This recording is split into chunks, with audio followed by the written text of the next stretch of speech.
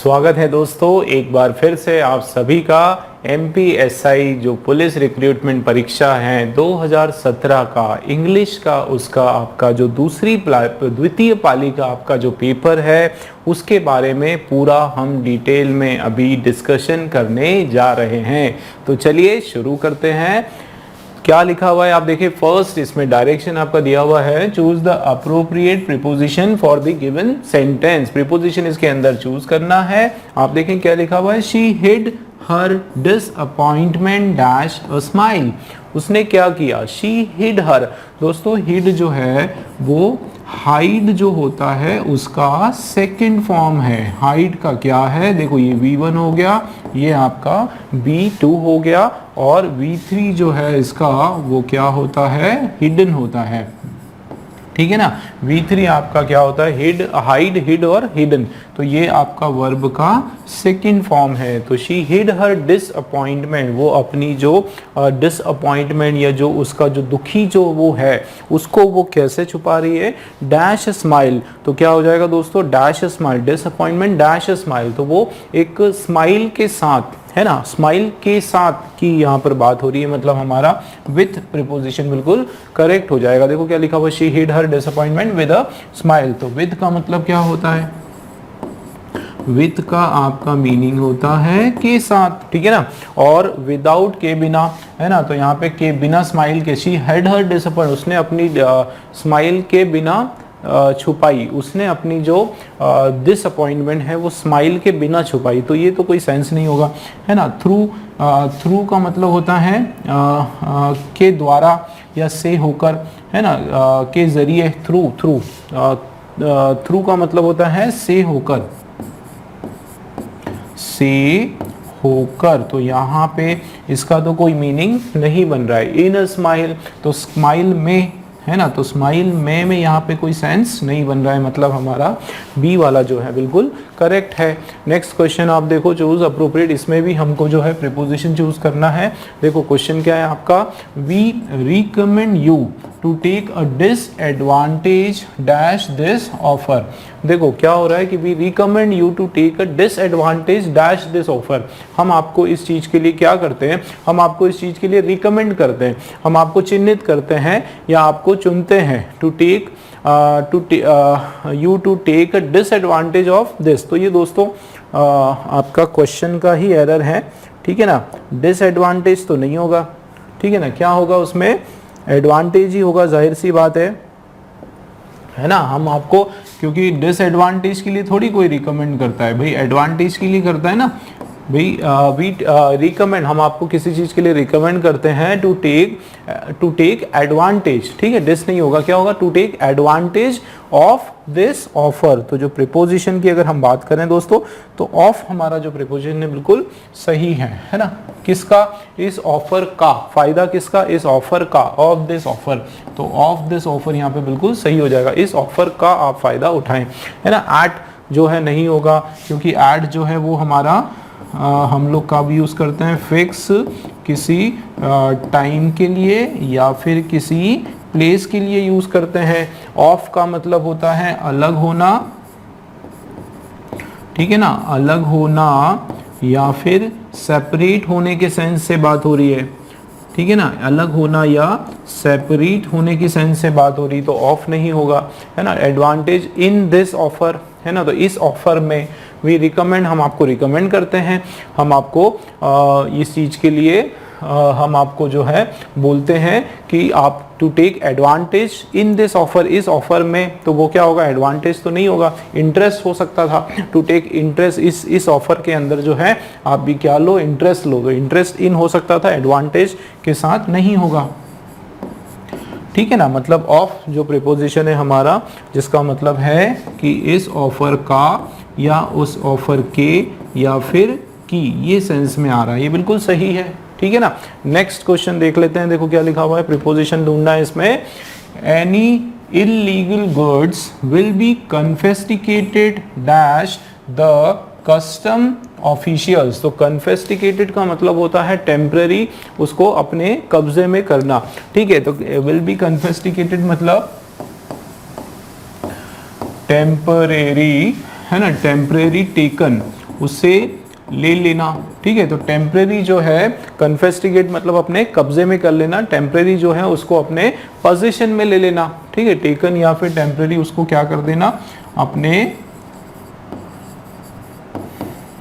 Position में ले लेना, उस तरह की यहाँ पे बात हो रही है, ठीक है। तो we any illegal goods will be, कोई भी जो इलीगल गुड्स है, इलीगल का मतलब होता है जो गैर कानूनी कोई चीजें हैं, वो क्या होगी, वो कन्फेस्टिकेटेड हो जाएगी, वो कब्जे में ले ली जाएगी, ठीक है। डैश द कस्टम ऑफिशियल्स, किसके द्वारा, जाहिर सी बात है के द्वारा, है ना। तो बाय, किसके द्वारा, के द्वारा, by the custom official, by आपका बिल्कुल सही हो जाएगा। तो बाय का यहाँ पे मतलब क्या है, के द्वारा, ठीक है ना, किसके द्वारा, बाय द कस्टम ऑफिशियल, के द्वारा, ठीक है। अब देखो टू द कस्टमर ऑफिशियल, तो टू का मतलब है यहाँ पे को, किसको, कस्टम ऑफिशियल्स को होता तो टू होता। ऑफ का मैंने बताया कि पार्ट करना या फिर अलग करना, ठीक है, पार्ट करने के सेंस में यहाँ पे बात हो रही है, ठीक है ना। विथ जो है कन्फेस्टिकेटेड विद द कस्टम, तो कन्फेस्टिकेटेड विथ होता तो विथ का मतलब उसके साथ, उनके साथ में, तो उनके साथ में यहाँ पे कोई सेंस नहीं बन रहा है, ठीक है ना। मतलब हमारा जो है बाय बिल्कुल करेक्ट है दोस्तों।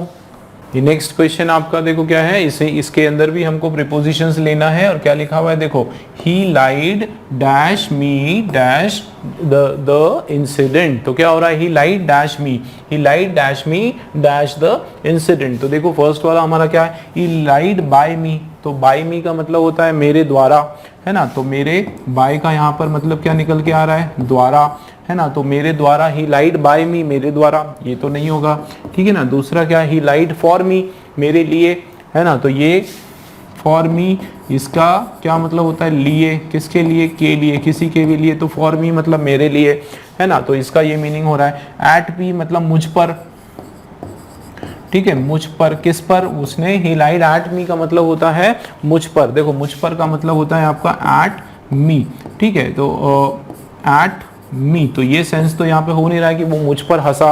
ही लाइड टू मी मतलब उसने झूठ कहा, किससे, मुझे, यहाँ पे किससे झूठ कहा, टू क्या, तो मतलब मुझको, है ना, मुझको, उसने किसको झूठ कहा, मुझको के सेंस में आ रहा है, मतलब ये हमारा जो है बिल्कुल फर्स्ट वाला सही जा रहा है। ही लाइड टू मी, देखो डैश इंसिडेंट, तो अबाउट, तो अबाउट यहाँ पे क्या है, अबाउट का मतलब है के बारे में, किसके बारे में, उस हादसे के बारे में, जो भी इंसिडेंट हुआ उसके बारे में उसने मुझसे क्या कहा, उसने मुझसे झूठ कहा। ही लाइड मी, तो मुझको झूठ कहा, ही लाइड मी, मुझको कहा, या फिर मुझसे भी कहा, मुझसे भी जो होगा तो भी इसी सेंस में यहाँ पे हमारा टू हो जाएगा दोस्तों, ठीक है ना।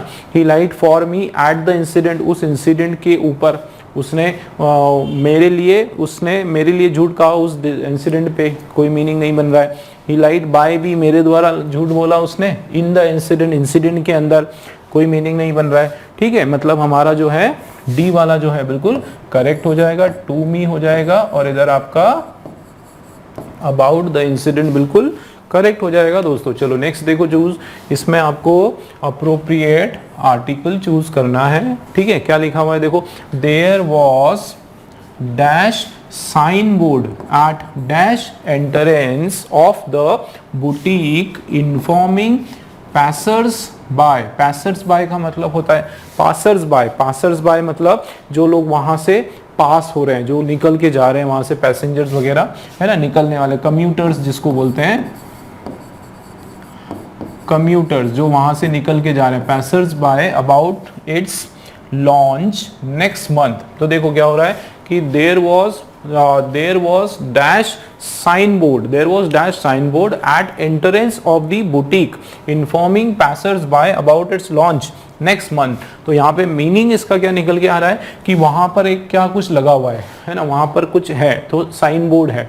तो देखो वहां पे कैसा है, वहां पे एक साइन बोर्ड है, एक के सेंस में यहाँ पर बात हो रही है, ठीक है। एक कोई अनिश्चित नहीं, एक साइन बोर्ड है वहां पर, एट कहाँ पर है, एट उस एंट्रेंस ऑफ बुटीक, एक बुटीक जो शॉप है उसके गेट पर, उसके एंट्रेंस पर, उसके सामने जो गेट है वहां पर इन्फॉर्मिंग पैसर्स बाय, ये क्या क्या साइन बोर्ड इन्फॉर्म कर रहा है, उनको बता रहा है, इन्फॉर्म दे रहा है, इंफॉर्मेशन दे रहा है पैसर्स बाय को, क्या इंफॉर्मेशन दे रहा है, अबाउट इट्स लॉन्च, कि वो कब लॉन्च होने वाला है, अगले महीने, वो एक डेट बता रहा है कि इस डेट पे जो है हमारा जो बुटीक है वो लॉन्च होने वाला है।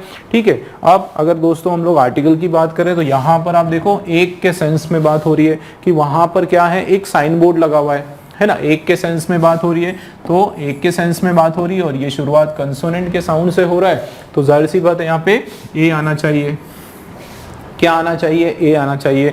और यहाँ पर sign board at the entrance of the boutique, the entrance क्यों आया, क्योंकि यहाँ पे उस पर्टिकुलर एंट्रेंस की बात हो रही है, उस निश्चित जगह की बात हो रही है, स्पेसिफिक प्लेस की बात हो रही है जहाँ पे ये लिखा हुआ है। ठीक है ना, तो ये आपका जो है एक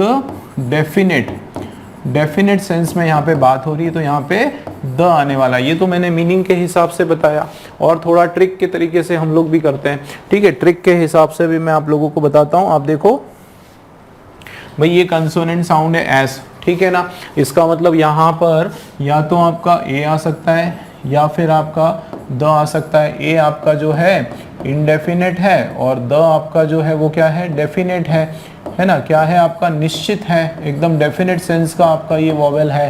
ठीक है, इनडेफिनेट कब लगाते हैं, जब हम जनरल सेंस में बोलते हैं, जब हम एक दिखाना हो तो इनडेफिनेट, और जब हम बताना है कि नहीं वही सबसे अलग, this there was the sign board which I was searching, which I was watching, जो मैं देख रहा था, ये वो साइन बोर्ड है जो मैं देख रहा था, तो उसको एकदम स्पेसिफिक कर दिया तो फिर द लगाते हैं।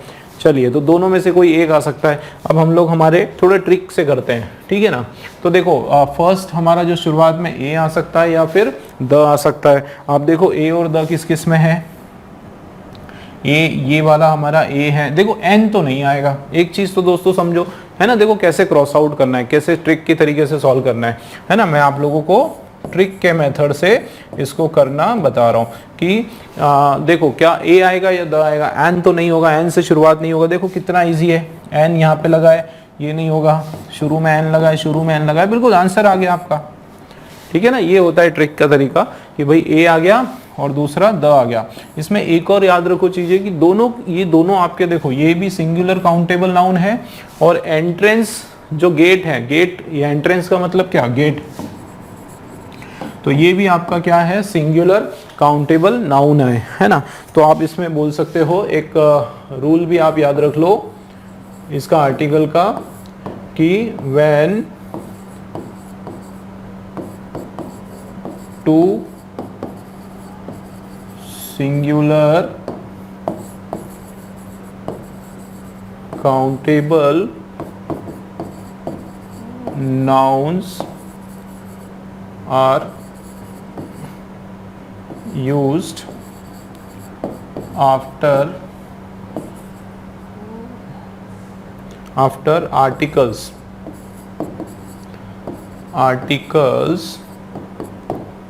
तो उस कंडीशन में the first article will be a followed by the। ठीक है, बिल्कुल याद रखो कि जब एक आपके कंटिन्यूशन में कोई आपका ब्लैंक दिया है, सेंटेंस दिया है जिसमें एक यहाँ पे बात हो रही है, देखो ये सिंगुलर आपका काउंटेबल नाउन है, ठीक है। उसके बाद दूसरा अगला भी जो है एंट्रेंस गेट जो है वो भी आपका क्या है, सिंगुलर काउंटेबल नाउन है। तो जब ये कंडीशन होती है तो फर्स्ट वाला आप अ लगाओगे और दूसरा वाला आप द लगाओगे। उस तरीके से भी आप लोग याद रख सकते हो। दूसरा जो मैंने बताया कि जब एक के सेंस की बात हो रही है ना, एक अनिश्चित कोई एक सामान्य सी बात हो रही है कि एक साइन बोर्ड है ना, उस साइन बोर्ड को हमको बिल्कुल एकदम स्पेसिफिक नहीं करना है, पिन पॉइंट नहीं करना है कि वही वाले के सेंस में बात नहीं हो रही, केवल एक साइन बोर्ड की बात हो रही है तो अ लगा देंगे। और द क्यों लगाया, क्योंकि यहाँ पे उसको हमको एक निश्चित जगह का बताना है कि उस एंट्रेंस पर, उस बुटीक के एंट्रेंस पर, तो इसलिए यहाँ पे द लगा दिया। तो चाहे मीनिंग से करो, चाहे ट्रिक से करो या फिर चाहे रूल से करो, मैंने आपको तीनों तरीके बता दिए दोस्तों, ठीक है। चलिए नेक्स्ट क्वेश्चन देखो, इसमें भी आपको आर्टिकल पता करना है। देखो क्या लिखा हुआ है, he has dash nerve to publish dash article that could cause friction among the different sections of society।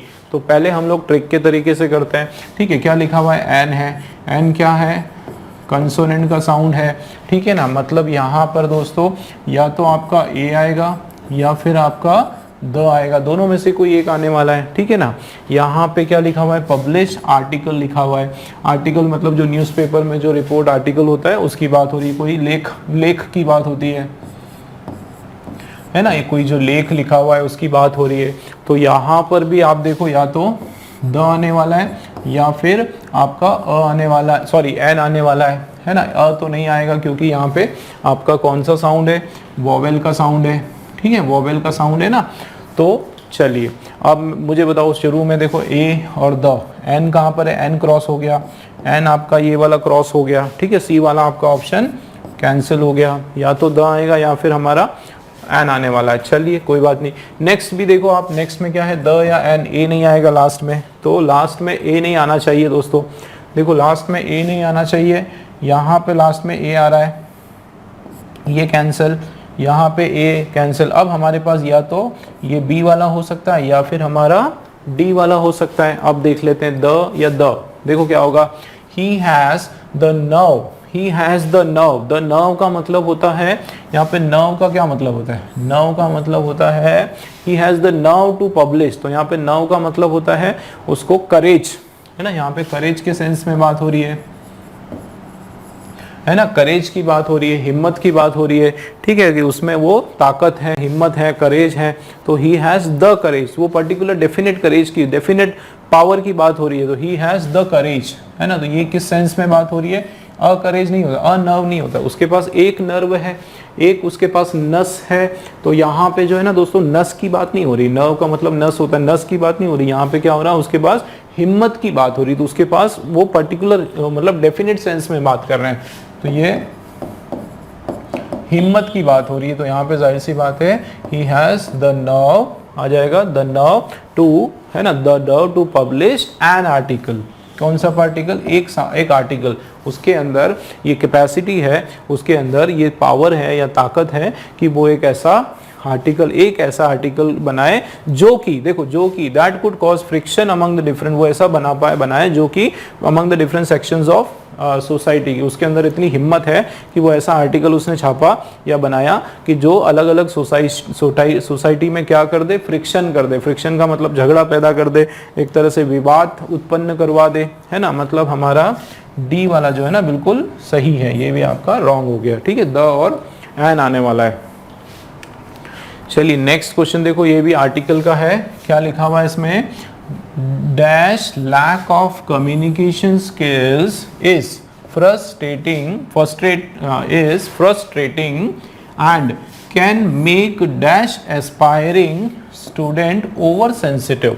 क्या बता रहे हैं कि dash lack of communication skill की कमी, किसकी कमी, लैक का मतलब कमी, किसकी कमी, कम्युनिकेशन स्किल्स की कमी, जो बोलने की, एक इफेक्टिव तरीके से अपने आप को प्रेजेंट करने की, अपनी पर्सनालिटी को प्रेजेंट करने की जो कमी है ना, वो क्या है, वो बहुत, उसके कारण क्या होता है, बहुत फ्रस्ट्रेटिंग, बहुत दुखदाई होती है, उससे बहुत तकलीफ होती है। और वो क्या कर सकती है, और वो बना सकती है, क्या कर सकती है, can make dash aspiring student. Aspiring का मतलब है आगे बढ़ता हुआ, जो डेवलप होता हुआ जो स्टूडेंट, ओवर सेंसिटिव, उस बच्चे को क्या बना सकती है, ओवर सेंसिटिव बना सकती है, ओवर रिएक्टिव बना सकती है, उसको परेशान कर सकती है, ठीक है। बहुत ज्यादा वो कभी गुस्सेल हो जाएगा, कभी बहुत शांत हो जाएगा, उसको मतलब डिस्टर्ब कर सकती है कुल मिला के।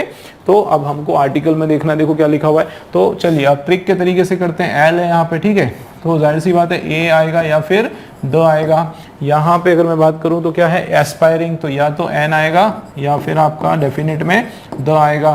तो शुरुआत जो है आपकी एन नहीं होने वाली, ये देखो दो ऑप्शन वैसे ही आपके गायब हो गए, ठीक है। बचा क्या, ए आ सकता है या फिर द आ सकता है। अब सेकेंड ऑप्शन पे चलते हैं। सेकेंड ऑप्शन में या तो एन आएगा या फिर द आएगा, ए नहीं आएगा। तो ये देखो ए आया, तो देखो बहुत सारे तो उन्होंने वैसे इजी कर दिया, ठीक है ना, कि द और एन आने वाला है। अब थोड़ा सा मीनिंग भी देख लेते हैं। तो देखो शुरुआत हमेशा देखो क्या हो रहा है, लैक ऑफ कम्युनिकेशन स्किल्स, कमियां बता रहे हैं। किसकी कमी, किसकी कमी, कम्युनिकेशन स्किल्स की कमी, बात करने का जो ढंग है उसकी कमी है ना, अपनी पर्सनालिटी को प्रेजेंट करने का कमी, जो पर्सनालिटी डेवलपमेंट जो चीजें हैं तो उसकी कमी। तो यहाँ पे द बिल्कुल डेफिनेट सेंस में हो रहा है। किसकी कमी, उस कम्युनिकेशन स्किल्स की कमी। जब भी उसके सेंस में बात होती है, उस या वो, उस पर्टिकुलर सेंस में अगर कब बात होती है तो द लगाते हैं। और एक के सेंस में अगर निकल के आता है मीनिंग तो हम लोग ए और एन में से कोई भी लगा देते हैं। तो देखो communication skill is frustrating and can make an aspiring student over sensitive.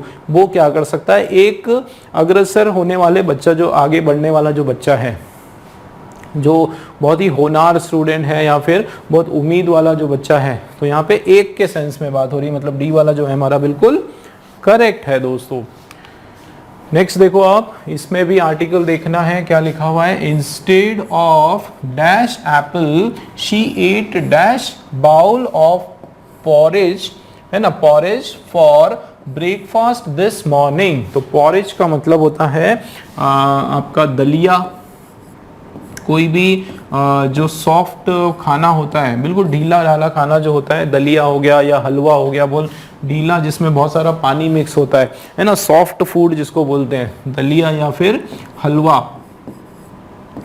जो बीमार होते हैं जनरली मरीजों को उसको देते हैं। तो ये पॉरेज क्या हो रहा है, इंस्टेड ऑफ डैश एप्पल, तो एप्पल में ए आ रहा है, मतलब या तो एन आएगा या फिर आपका द आने वाला है। शी एट बाउल, बाउल मतलब, अब बाउल तो उसने खाया नहीं होगा, कटोरा, बाउल मतलब कटोरा, ठीक है ना।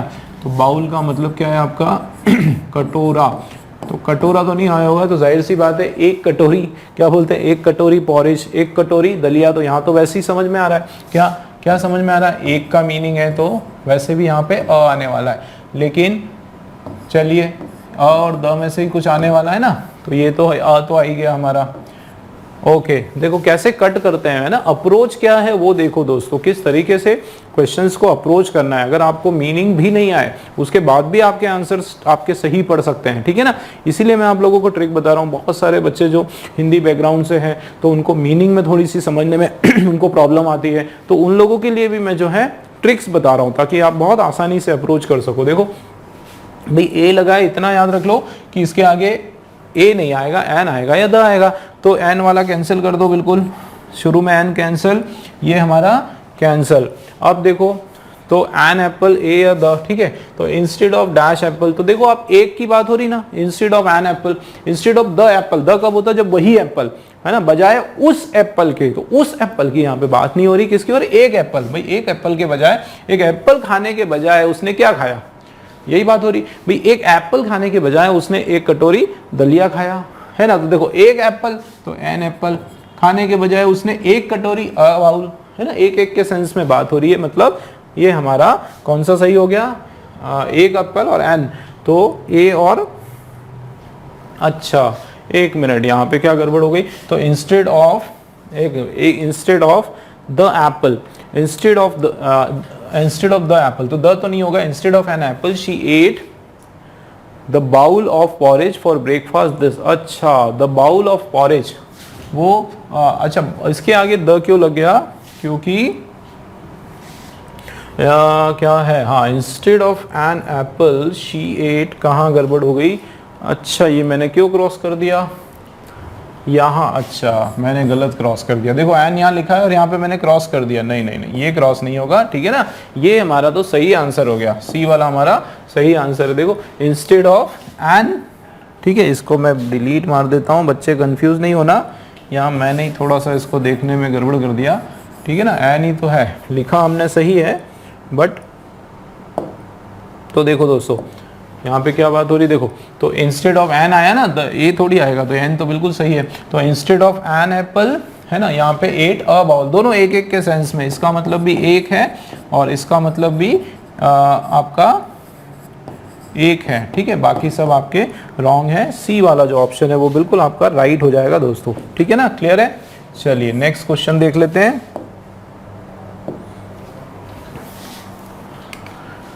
देखो इसमें choose the appropriate usage to find in the, अरे यार फाइंड नहीं है, फिल है वो, क्या हो जाएगा, to fill in the blanks,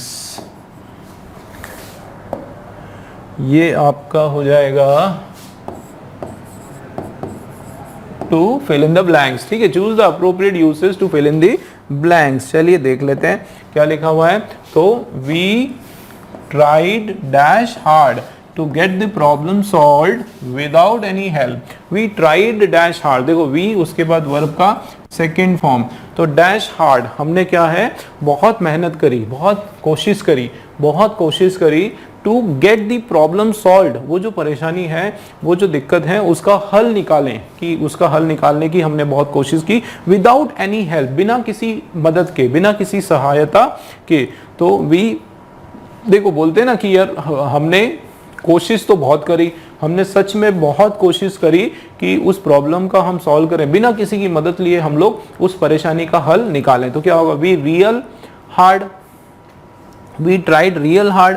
तो देखो हार्ड जो है ना, हार्ड आपका क्या है, आपका एडजेक्टिव है, ठीक है ना, हार्ड क्या है आपका, एडजेक्टिव है। तो जाहिर सी बात है यहाँ पे कोई एडवर्ब आने वाला है, क्या आने वाला है, एडवर्ब है। तो रियल का मतलब होता है ओरिजिनल, है ना, रियल तो आपका खुद ही एक एडजेक्टिव है, ठीक है ना, यहाँ पे कोई एडवर्ब आने वाला है, तो रियल तो नहीं होगा, रियल ही हो सकता है। वी ट्राइड ग्रेटली हार्ड, ये भी आपका एडवर्ब है, ये भी आपका क्या है, एडवर्ब है। एक्सट्रीमली भी जो है आपका एडवर्ब है, और ये आपका एडजेक्टिव है, और ये भी जो है आपका एडवर्ब है। लेकिन मीनिंग वाइज कौन सा सही है भी, ग्रेटली, ग्रेटली एकदम मतलब महान तरीके से हमने कोशिश की, नहीं, है ना, ग्रेटली नहीं होगा। एक्सट्रीमली मतलब बहुत ही ज़्यादा, है ना, एक्सट्रीमली मतलब अति कोशिश की, बहुत ज़्यादा, एक्सट्रीमली मतलब बिल्कुल हद से ज़्यादा कोशिश की, और रियली मतलब सच में, ईमानदारी से। बोलते ना we really hard, we tried really hard, हमने सच में बहुत मेहनत करी उस प्रॉब्लम का सॉल्व, बहुत कोशिश की उस प्रॉब्लम का सोल्यूशन निकालने में, बिना किसी की मदद के। तो रियली जो है बिल्कुल मोर अप्रोप्रिएट है यहाँ पर, ठीक है ना। देखो नेक्स्ट क्वेश्चन आपके सामने है, correct form of verb in the given sentence. देखो क्या लिखा हुआ है, phosphates dash to most farmlands in America. तो फॉस्फेट्स क्या होता है दोस्तों, ये आपका क्या होता है, ये आपके फर्टिलाइजर्स है, ठीक है ना, क्या होते हैं ये आपके फर्टिलाइजर्स होते हैं जो खेतों में डालते हैं, ठीक है। तो dash to most farmland, farmland मतलब बहुत सारे खेत जो है खेतों में, इन अमेरिका, अमेरिका में होते हैं। तो देखो फॉस्फेट्स नीड टू एडिंग, तो अगर नीड आया दोस्तों, तो नीड टू के बाद वर्ब का फर्स्ट फॉर्म आता है, नीड टू ऐड, जैसे यहाँ पे आ गया, तो नीड टू ऐड, और एक है नीड टू बी एडेड, तो नीड टू बी एडेड, तो phosphate need to add to most, तो देखो need to add to most farmland. अब दूसरा क्या है, तो नीड टू बी एडेड, तो phosphates need to be added. देखो एक तो ये एक चीज याद रखो, जैसे फॉस्फेट है, ये क्या है, प्लूरल नाउन है, तो इसके बाद डायरेक्ट जो वर्ब आएगा वो प्लूरल वर्ब आएगा। कैसा वर्ब आएगा, प्लूरल वर्ब। इसका क्या मतलब है कि उस वर्ब के साथ कोई एस ईएस नहीं आएगा, मतलब देखो ये नीड्स नहीं है, नीड्स नहीं है, एस नहीं है ना, मतलब ये तो सारा ठीक है इधर। तो नीड टू बी एडेड जो है ये आपका बिल्कुल सही हो जाएगा। क्यों, क्योंकि एडेड के बाद टू होता है, एड टू नहीं जमेगा, एडेड टू, देखो बिल्कुल सही जा रहा है। तो phosphates need to be added to most farmland in America, की उनकी जरूरत है, need to be added to, उसकी जरूरत है, उसको ऐड करने की जरूरत है। Need to add to most नहीं, need to be added, need to be added, उसको मोस्ट फार्मलैंड इन, है ना, उसको ज़्यादातर जो खेतों में फॉस्फेट्स जो फर्टिलाइजर है उसको डालने की ज़रूरत की है, उसको डालने की आवश्यकता है ना, इस तरीके से यहाँ पे सेंस आ रहा है। तो चलिए ये क्लियर हुआ सी वाला। फिर हमारा नेक्स्ट क्वेश्चन 11 वाला, इसके अंदर हमको करेक्ट फॉर्म ऑफ वर्ब इसमें हमको डालना है दोस्तों, ठीक है। क्या लिखा हुआ है देखो, last week Jenny dash most of her holidays on the beach, कि पिछले हफ्ते, देखो लास्ट वीक आ गया, ध्यान देना, लास्ट वीक का मतलब क्या, लास्ट वीक आ गया ना, मतलब ये क्या है, पास्ट की बात हो रही है, किसकी बात हो रही है, ये पास्ट टेंस की बात हो रही है, बिल्कुल सिंपल सी बात है भाई, पास्ट का कोई वर्ड आ गया, लास्ट वीक मतलब पिछले हफ्ते, मतलब पुरानी बात हो रही है, तो जाहिर सी बात है ये हमारा जो सेंटेंस है ये आपका किस में हो जाएगा दोस्तों, ये आपका सिंपल पास्ट में आपका सेंटेंस आ जाएगा, ठीक है ना। किस में आ जाएगा? सिंपल पास्ट में। तो देखो सिंपल पास्ट में क्या होता है, सब्जेक्ट प्लस वर्ब का second form plus other words आ जाएंगे। तो ये आपका जेनी क्या है, सब्जेक्ट, तो ये V2 आएगा यहाँ पे। देखो V2 का है तो स्पेंड, ये देखो स्पेंड का ये आपका होता है SPEND, स्पेंड, ये होता है V1, V2 है आपका SPENT, स्पेंड, और V3 भी जो है वो भी आपका होता है स्पेंट, ठीक है। तो स्पेंट बिल्कुल आपका सही हो जाएगा, ठीक है। Last week Jenny spend most of her holidays on a beach, was spending, और ये सब नहीं होगा। क्यों नहीं होगा?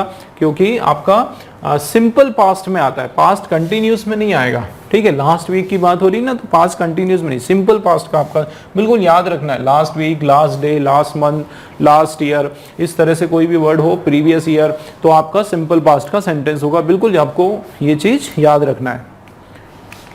चलिए नेक्स्ट क्वेश्चन हमारा है करेक्ट फॉर्म ऑफ एडवर्ब, हमको इसमें पुट करना है। देखो क्या लिखा हुआ है, I accepted the new task dash, ठीक है। मैंने ये जो नया टास्क, ये जो नया जिम्मेवारी या नया कार्य जो मुझे मिला है, नया जो टास्क मुझे जो मिला है, गोल जो मिला है, उसको मैंने क्या किया, आई एक्सेप्टेड, मैंने उसको एक्सेप्ट कर लिया, ठीक है, उसको स्वीकार कर लिया। एक्सेप्टेड का मतलब होता है उसको स्वीकार करना, लेकिन किस तरीके से मैंने उसको स्वीकार किया, एडवर्ब, केयरफुली, बहुत ही ध्यानपूर्वक, या फिर बहुत ही महान तरीके से, या फिर बहुत ही एकदम मेथोडिकली। मेथोडिकली का मतलब होता है एक पूरा कैलकुलेशन करके, जोड़ घटाव करके, ठीक है, उस तरीके से करा। या विलिंगली, विलिंगली का मतलब होता है जानबूझकर, होशो हवास में जिसको बोलते हैं ना कि ये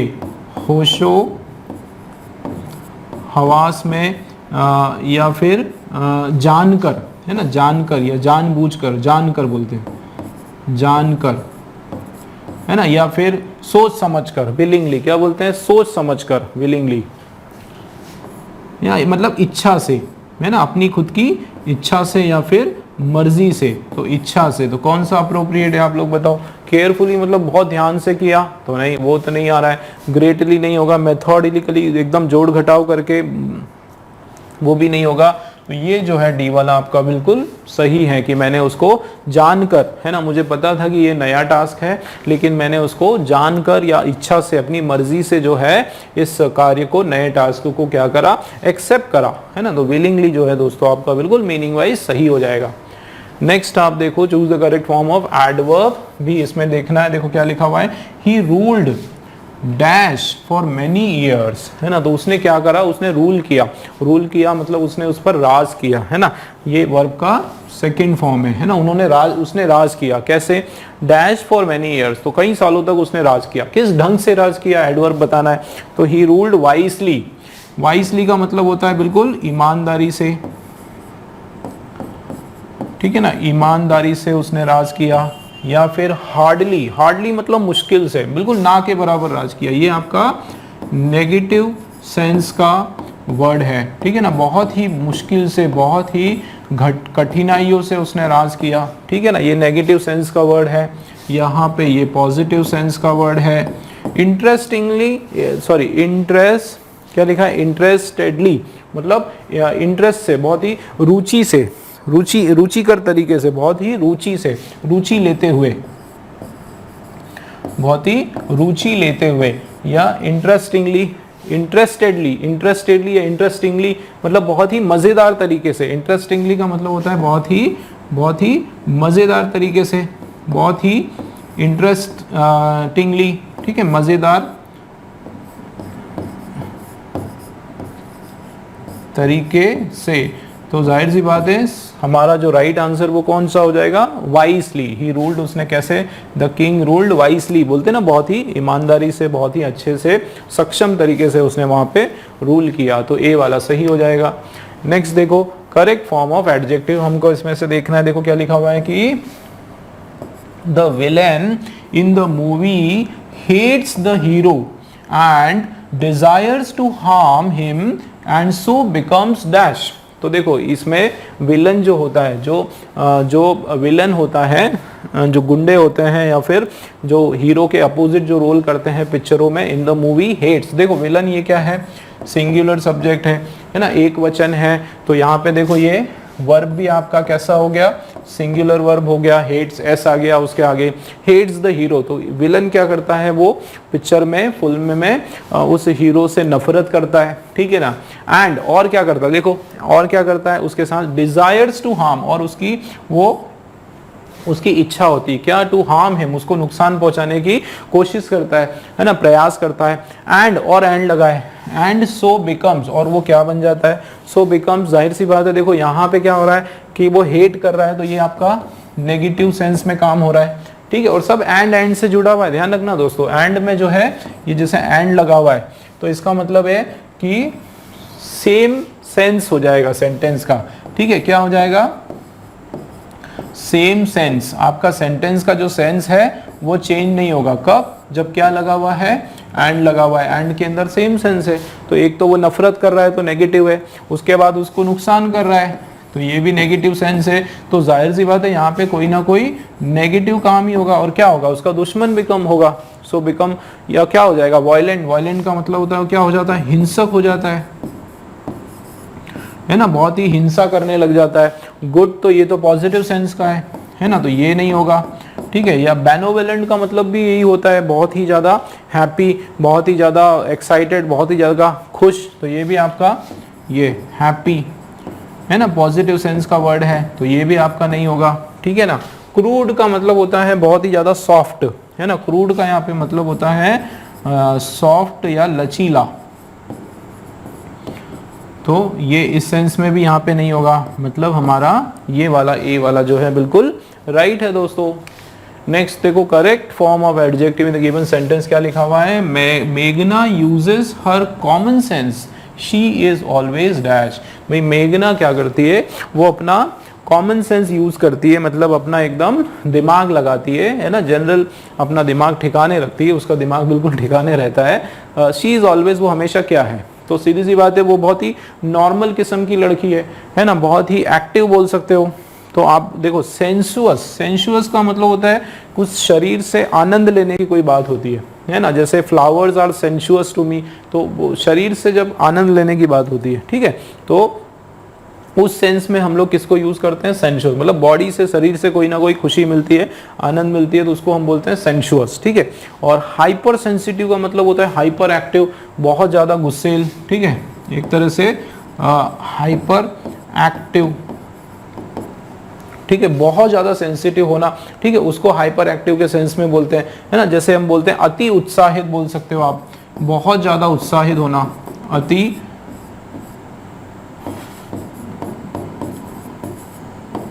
ठीक है, अति उत्साहित ये नहीं आएगा, ठीक है। अति उत्साहित होने की जब बात हो तो उस केस में हाइपर सेंसिटिव। सेंसिटिव का मतलब भी एकदम गुस्सा हो जाना, उत्साहित हो जाना, एक्साइटेड हो जाना, ठीक है, उत्साहित हो जाना, उसकी बात हो रही है। और ये जो होता है सेंसिबल, इसका मतलब होता है रीजनेबल। क्या होता है, रीजनेबल बोल सकते हो आप, इसको थॉटफुल बोल सकते हो, ठीक है ना, क्या बोल सकते हो, थॉटफुल, एक विचारणीय, जो विचार कर सकता है, ठीक है। तो ये आपका जो है सेंसिबल जो वर्ड है, ये आपका बिल्कुल राइट हो जाएगा।